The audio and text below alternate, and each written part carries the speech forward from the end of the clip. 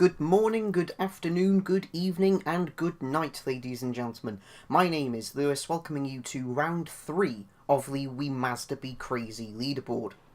What have we seen so far? We have seen two cars that pretty much are the exact same car, only one had a roof. Episode 3 will see us driving this. The Mazda MX-5 Mazda Sport, also known as the NB, because this was modelled off of the second generation Mazda MX-5. The two cars we saw previously were built on the first generation MX-5 platform, hence the NA. This is a bit of an interesting car. 178 horsepower, 163 foot-pounds of torque, just over 2,500 pounds in weight. It's not the prettiest car, as you can see, but it does have more power. It has a turbocharger, I think, and it has a 6-speed manual transmission. So it's more than safe to say it should, in theory, be able to perform better than the Gutless Bastard and Phil from the first two rounds. Let's head on over to the tracks.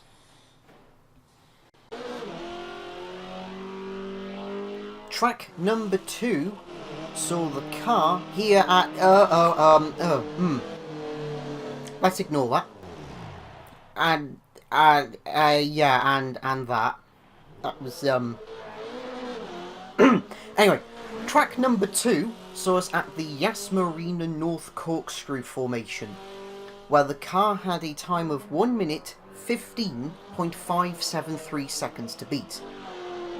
Phil 2, even more Collins, did it on this, its second lap, in a time of 1 minute 15.795 seconds. Yes. 0.222 seconds slower than the Gutless Bastard's best lap time. This car was all over the place, as you saw. It's just so unbelievably tail happy around a short track like this. And, I don't know. I think another thing to do with it as well was the stiffer suspension, because this is a sort of more track-orientated car. If you were to run this thing over the rumble strips on the inside, the stiffer suspension just went, "Hey, watch this," and just pushed the back end of the car out. It was, and not fun. Not fun at all.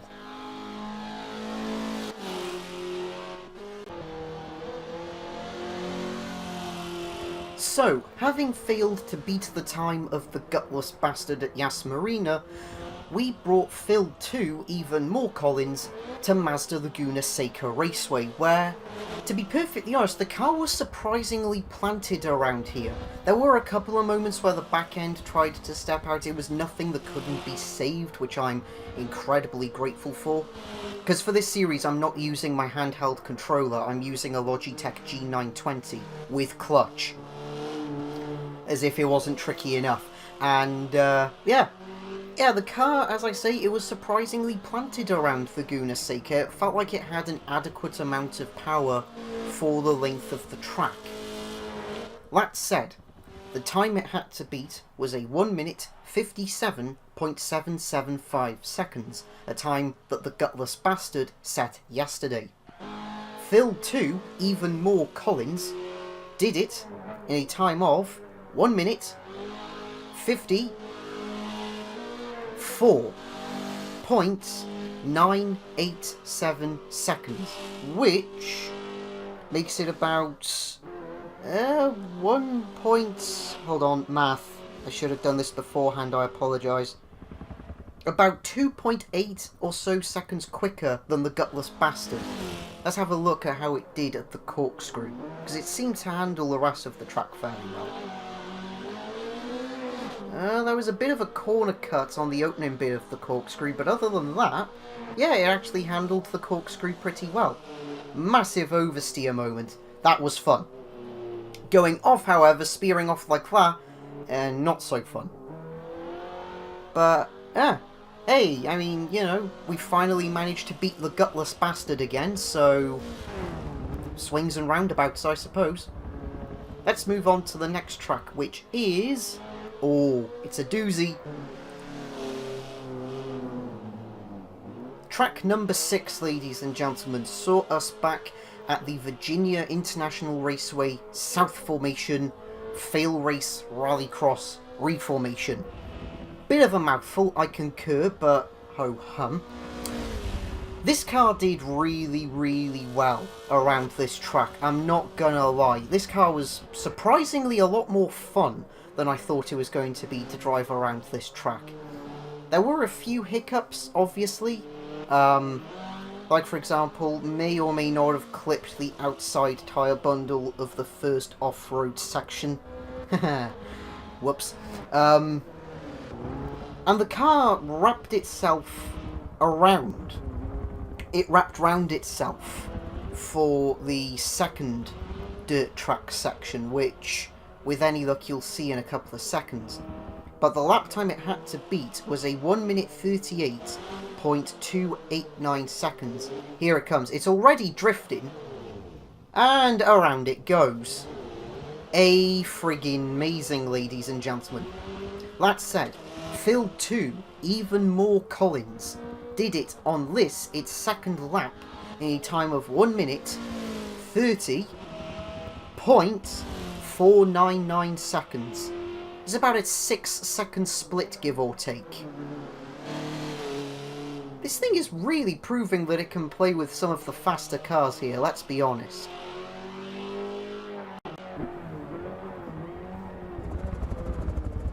Track number 8, and we were back at the Road Atlanta Full Circuit, where, again, Phil 2, even more Collins, performed surprisingly well. I will say, this car performed really, really well around this track. Like, it wasn't even funny as to how well this car performed around Road Atlanta. That said, the lap times. The lap time that Phil 2, even more Collins, had to beat was a 1 minute 55.482 seconds, a time that was set yesterday by the gutless bastard. Phil 2, even more Collins, did it in a time of 1 minute 49.634 seconds, which works out to about 4.8 seconds quicker on what you are currently watching, which was Phil 2's second lap. Now, this car did really, really well around Road Atlanta. Again, thoroughly surprised. It handled all the corners really well. There were a few oversteer moments here and now, like for example right here. That was fun. It was unintended, I grant you that, but it was still fun. And we also had a bit of a rather close to the wall drift through the first half of turn 1, which, that was my fault. I just rode the brakes too much. Oh well. On to track 9. And, well, put it this way, we got 131 miles an hour out of Phil 2 on the downhill run at Maple Valley. What are we going to get out of him on the downhill run at the Bernese Alps?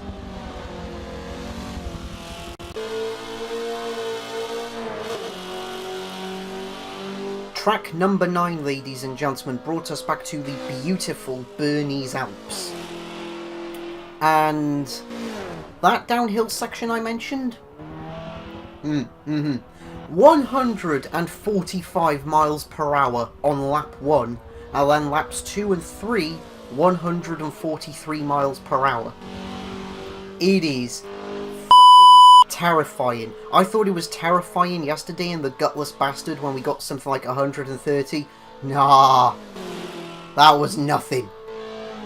That was nothing, I'm telling you. Oh, in fact, here we go. The big downhill section. 143 miles per hour on lap 2, and what you are currently viewing, which was Phil 2's third and final lap. And, yeah. This corner here, we may or may not have had a slight off on lap 2. Whoops. Anyways, the lap time that Phil 2, even more Collins, had to beat was a 2 minutes 18.717 seconds. Oh, here comes the tunnel, hang on. Not that bad a noise. Phil 2, even more Collins, did it in a time of 2 minutes 10.654 seconds. So a near enough 8 second split, an 8.1 second split actually. Again, near enough. 8.1 seconds! Jesus! Eager much?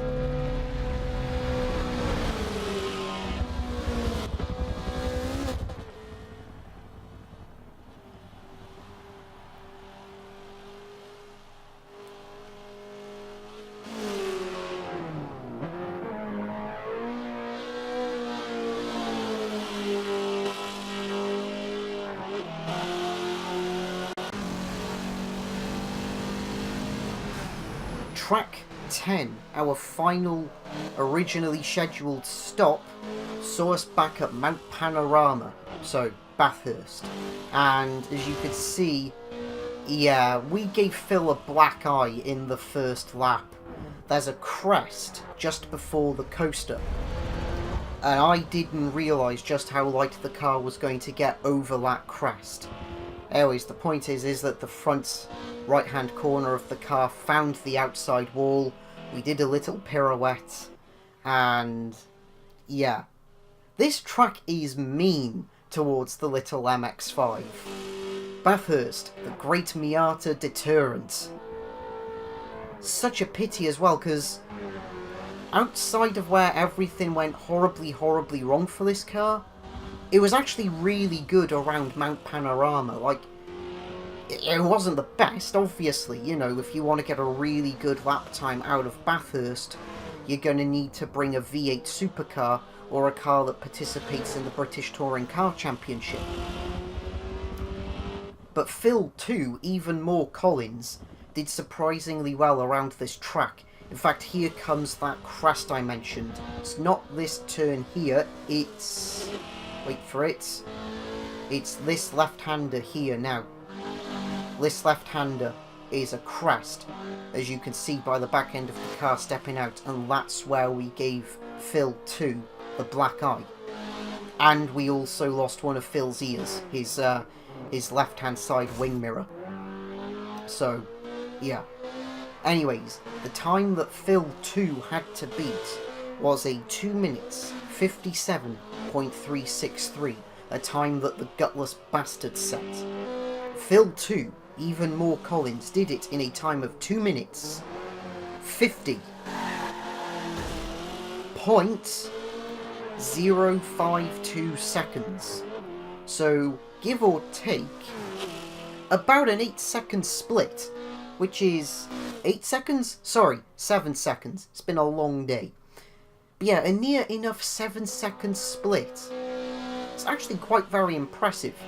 And we actually got up to about 137 miles per hour down this back straightaway. And then we had to brake for this really nasty left-hander coming up. I mean, I properly had to ride the brakes for that one. It's, that turn's a bitch, basically. Put it this way, you either make that turn your bitch, or that turn makes you its bitch. Depends what car you're driving. Anyways, I think we've got one final stop on the cards.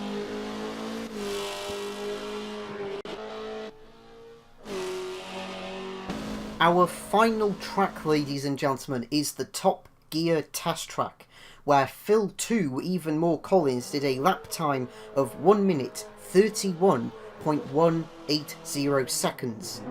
The gutless bastard yesterday did a lap time of 1 minute 33.579, a near 2.4 second split.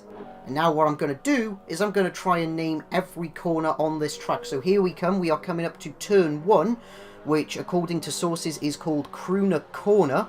May or may not have cut that on lap 3. We had a drift through there on lap 2. This is lap 3, by the way. Here we go, up to Chicago, where I took a bit of a funny line. I cut the second half of it just a bit too tight on lap number 2. Here we go up to the Hammerhead. Eventually, here we go, the Hammerhead at long last. Phil 2, even more Collins, didn't suffer any damage on the Top Gear test track. Handled it surprisingly well though. Now here we come up to the follow through, but before that, corner 4, Wilson Bend. I don't know where the corners get their names from before anyone asks. Had a bit of an oversteer moment actually through Wilson Bend, which wasn't very fun. Here we go through the tyres at turn 6, Bentley Bend. Here we come now up to the second to last turn, which apparently is called Bacharach Bend, where I don't know what to say about that, to be honest. Here we go up to Gambon. Wait for it. And across the line on what was Phil 2, even more Collins' third and final lap. All told, a decent enough car around, actually for what it was, a surprisingly complex track. Let's conclude.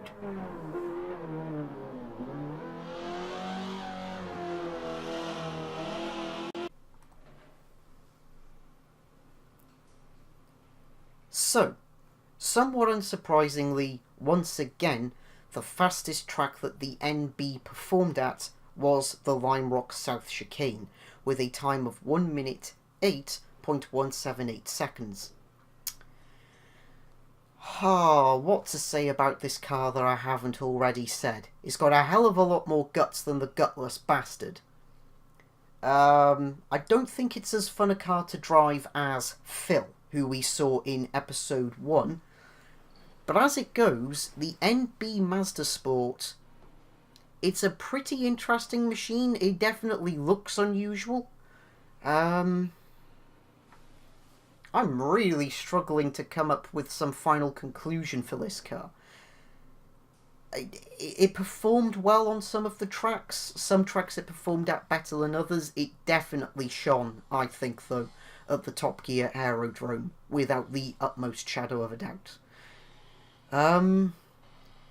Would I recommend buying one in-game? If you're a completionist like I am and want to say that you own every Mazda MX-5 in Forza Motorsport 7, then by all means go for it. If you're not a completionist, however, and couldn't give two shits about the Mazda MX-5, but then again, why would you turn around and say that? It's the Mazda MX-5, come on! We went over this yesterday with the gutless bastard. But my point is this. If you are one of these very few people who gives zero shits about the Mazda MX-5, then I don't really think the NB Mazda Sport is the car for you. Would I recommend trying to hunt one down IRL, however? Yes and no. It is a rather sluggish car. I'm talking about the stock NB now. It's a rather sluggish car IRL, but the extra gear in the gearbox does help the car, especially when you decide to put your foot down on a British B road. That said, this has been the end of round 3 of the We Mazda Be Crazy leaderboard. As always, I want to take this opportunity to thank you all so much for watching. If you've enjoyed what you've seen here, please do make sure to subscribe, maybe leave a like, maybe leave a comment, maybe even share the video to a couple of your friends. It's up to you. I'm not your parents after all. That said, please do make sure to tune in tomorrow, where we take the most powerful car of the leaderboard around our selection of tracks. So until then, folks, take care of yourselves. And, you know, there's that feeling of something big coming up. Something... I don't know. It feels like I've been waiting for this to come around, but I can't tell you what that something is. Yet. It's on the tip of my tongue.